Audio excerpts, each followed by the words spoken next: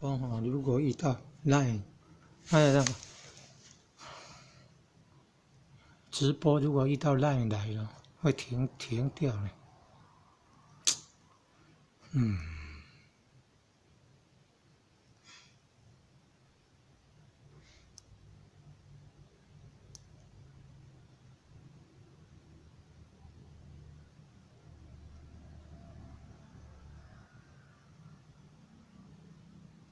那么接下来非常重要的一段 VCR， 也就是说我们一般在进行这个急救的时候 CPR， 我们应该是仰躺，对不对？可是魏医师是告诉大家要趴着。这样的了，这个一般标准的在外面，现在目前在教的这个是美国的这个教材教的哈。那么也就大家所熟悉的这个方式是躺倒做的嘛，但我现在讲的只是，假如你不会的话，你可以用比较更简单的方法来做，因为就不要花那么时间去学这个东西，因为很多人就算学了他也忘掉了。真正碰到紧急事情的时候，早都忘掉怎么做了嘛。对，我们先来看 VCR， 然后我们请魏医师稍后来帮我们解说。心脏的位置在这里，那这是解决。因此呢，从这边压的话呢，它不会直接压到心脏，也不会把肋骨弄断，因为它这个地方很坚固的。那它因为这样挤压的关系呢，是可以把这个血液呢在心脏里面把挤压出来。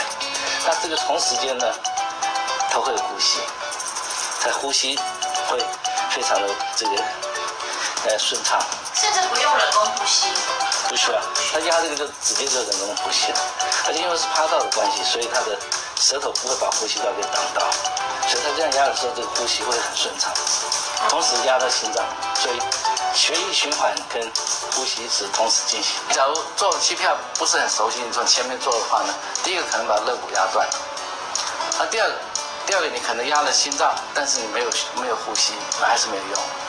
而且第三个呢，吐出来的东西，它会被吸到肺里面，产生所谓吸入性肺炎。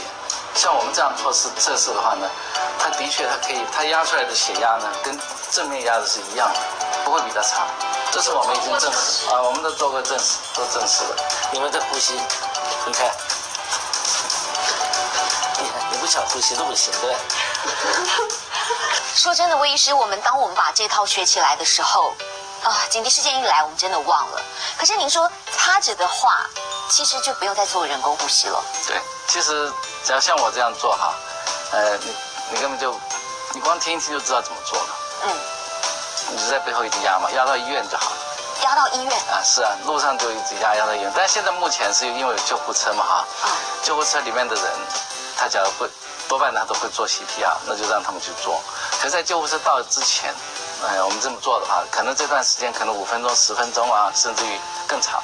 这段时间，假如你没有做 CPR， 那么心脏停止的状态，那你只要超过5分钟以上，你到了医院也救不活。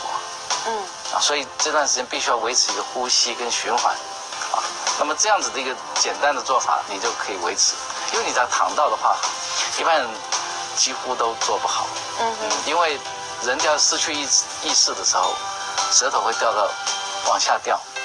掉的时候，你在压这个心脏的时候，其实你只有压到心脏，你没有呼吸是没有用的，而且常常把肋骨压断。今天你看我们在刚刚在那个示范的哈，今天我趴在地上让你压，我也不怕；你再压怎么用力我也不怕。但是躺过来我不能让你压，会有危险。